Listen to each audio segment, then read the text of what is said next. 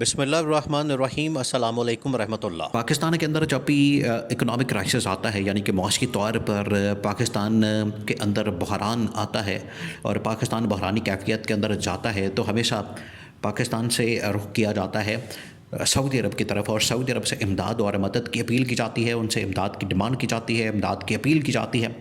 آج بھی اسی طرح سے کیا گیا ہے۔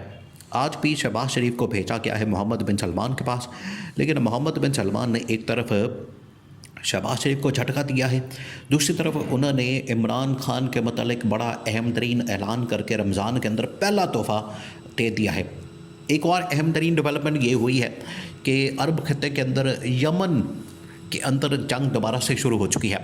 یمن کے اوپر جو ہے وہ امریکہ کی جانب سے حملہ کیا گیا، اور یہ جو حملہ کیا گیا ہے یہ بڑا خطرناک اور خوفناک۔ اس کے بعد یمن نے بھی جواب دیا۔ یمن، آپ کو پتہ ہے پھر یمن تو بیٹھے گا نہیں آرام سے، یمن نے بھی آگے سے جواب دیا، اور یمن کی جانب سے جو جواب دیا گیا اس کی وجہ سے امریکہ کی تو چولیں ہل گئیں، امریکہ کی تو اس نے بنیادیں ہلا دیں۔ تو اب یمن کے اندر بھی ایک نیا جنگی محاذ کھل سکتا ہے۔ دیکھیں، یہ جو ڈونلڈ ٹرمپ آیا تھا، ڈونلڈ ٹرمپ نے آتے ساتھ ہی اس نے کیا کیا تھا کہ سب سے پہلے اس نے جب صدارت کا الیکشن لڑا اور الیکشن میں کامیابی حاصل کی، تو سب سے پہلے اس نے کیا کیا، اس نے فلسطین اور اسرائیل کے درمیان جو جنگ ہو رہی تھی اس کو رکھوایا۔ فلسطین اور اسرائیل کے درمیان جو جنگ تھی اس کو ان کے درمیان جنگ بندی کروا دی۔ پھر اس نے کیا کیا، اب اس کی کوشش یہ ہے کہ کسی طرح سے یوکرین اور روس کے درمیان جنگ بندی ہو جائے، ان کے درمیان جو جنگ لگی ہوئی ہے وہ ختم ہو جائے۔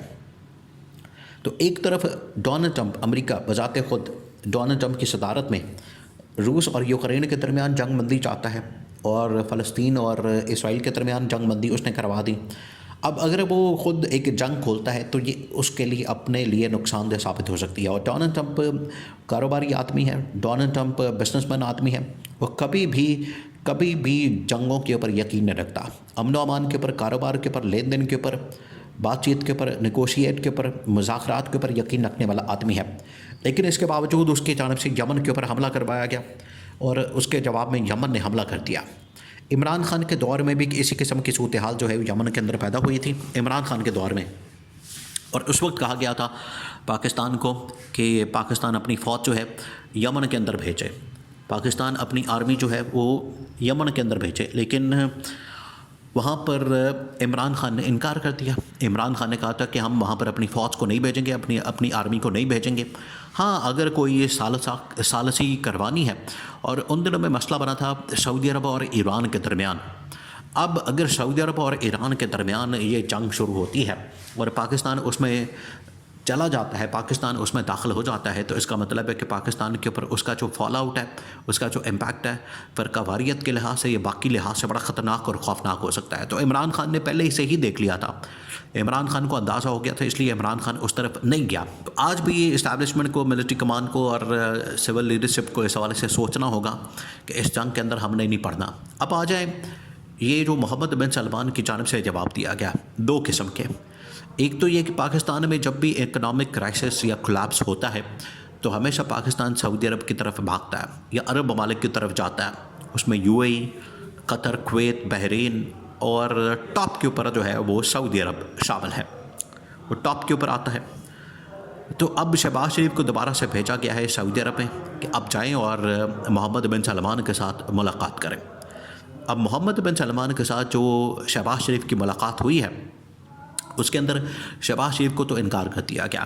شہباز شریف کو بتا دیا گیا کہ تمہاری اپنی حرکتوں کی وجہ سے، تمہاری اپنی نااہلی کی وجہ سے، تمہاری اپنی نالائکی کی وجہ سے پاکستان اس وقت کرائسس سے دو چار ہے، پاکستان اس وقت بحران کے اندر گھرا ہوا ہے، اور اگر تم ملک کے اندر صاف و شفاف انتخابات کروا دیتے۔ محمد بن سلمان نے کہا کہ دیکھیں، ہمارے یہاں پر تو جمہوریت نہیں ہے، ہمارے یہاں پر تو بادشاہت ہے، تو ہم بادشاہت کے اوپر یقین رکھتے ہیں اور میرٹ کے اوپر ہم فیصلہ کرتے ہیں۔ بادشاہت اگر ہے بھی تو اس کے بعد باقی تمام کے تمام ریاست اور حکومت کے اندر ہم میرٹ کو فالو کرتے ہیں، لیکن آپ کے ملک کے اندر، اب یہ کتنا بڑا اس نے تانا دیا شہباز شریف کو کہ آپ کے ملک کے اندر نام کی صرف جمہوریت ہے، جمہوریت کے اندر تو ہر چیز میرٹ کے اوپر ہوتی ہے، لیکن محمد بن سلمان نے کہا کہ آپ ملک میں تو برائے نام جمہوریت ہے، باقی آپ نے ملک کے اندر جو ہے وہ خاندانی سیاست، خاندانی آمریت، ڈکٹیٹرشپ، ملٹری آمریت آپ نے رائج کی ہوئی ہے،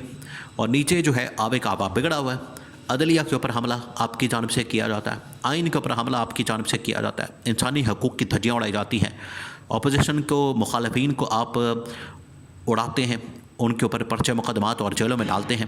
تو ایک کس قسم کی جمہوریت ہے؟ ایک تو اس نے یہ تانا دیا، دوسرا یہ اس نے کہا کہ پاکستان کے اندر جو اس وقت حالات ہیں، پاکستان کے اندر جو اس وقت معاملات ہیں، وہ آپ کی انہی حرکتوں کی وجہ سے ہے، انہی کرتوتوں کی وجہ سے ہے، ورنہ پاکستان اتنا برا نہیں ہے، پاکستان اتنا گیا گزرا نہیں ہے کہ وہاں پر اتنی تباہی اور بربادی نظر آئے۔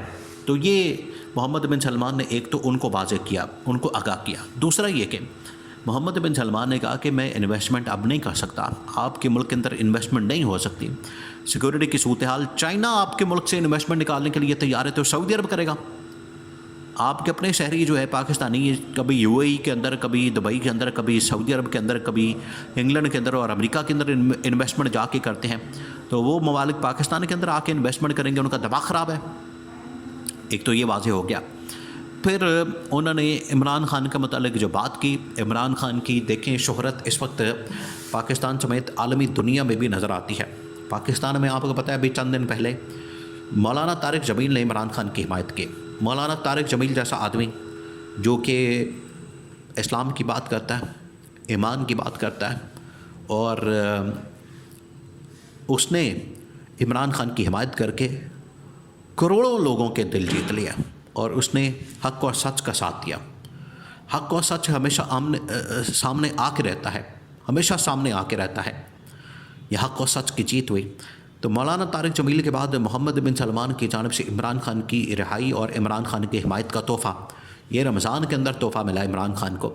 محمد بن سلمان نے کہا کہ آپ کے ملک کے اندر ایک اتنا زبردست لیڈر، اتنا تگڑا لیڈر آپ نے پکڑ کے اس کو جیل میں رکھا ہوا، صرف اس وجہ سے کہ وہ باہر آ کے آپ کی حکومت کو ختم کر دے گا، صرف اس وجہ سے کہ باہر آ کے وہ آپ کی حکومت کے گلے پڑ جائے گا، آپ کا احتساب کرے گا، آپ کا حساب کتاب کرے گا، آپ کی اکاؤنٹیبلٹی کرے گا۔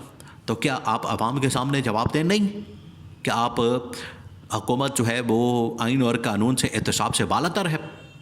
کیا عام آدمی آپ کا احتساب نہیں کر سکتا؟ اسی نقطہ نظر کے تحت عمران خان ان کے احتساب کی بات کرتا ہے۔ تو محمد بن سلمان کی جانب سے عمران خان کی حمایت کر کے رمضان کے اندر تحفہ دیا گیا، اور شہباز شریف کو انکار کر کے اس نے شہباز شریف کو جھٹکا دیا ہے۔ اب یہ اپنے خاتمے کی طرف جا رہے ہیں، اسی وجہ سے ہر جگہ سے انکار، ہر جگہ سے ان کو شرمندگی کا سامنا کرنا پڑا ہے۔